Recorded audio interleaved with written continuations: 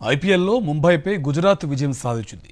గుజరాత్ 20 ఓవర్లలో 196 పరుగులు చేయగా 197 పరుగుల విజయ లక్ష్యంతో బరిలోకి దిగిన ముంబై 6 వికెట్లు కోల్పోయి 160 పరుగులు మాత్రమే చేసింది. 36 పరుగుల తేడాతో గుజరాత్ విజయం సాధించింది. గుజరాత్ కెప్టెన్ శుభ్మన్ గిల్ 38, సుదర్శన్ 63, బట్లర్ 39 పరుగులతో రాణించారు. ముంబై బ్యాటర్లలో సూర్యకుమార్ 48, తిలక్ వర్మ 39 రన్స్ చేశారు.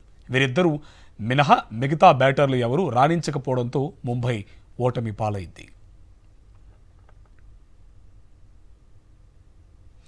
ఐపీఎల్ 2025 సీజన్లో భాగంగా ఇవాళ Delhi capitals, Sunrisers Hyderabad జట్లు తలపనున్నాయి. విశాఖలోని doctor YS Rajasekhar Reddy cricket స్టేడియంలో మధ్యాహ్నం 3:30 మ్యాచ్ ప్రారంభం కానుంది. ఇప్పటికే ఇరు జట్లు విశాఖ చేరుకున్నాయి. ఈ మ్యాచ్లో విజయం సాధించి తిరిగి పుంజుకోవాలని ఎస్ఆర్హెచ్ భావిస్తోంది.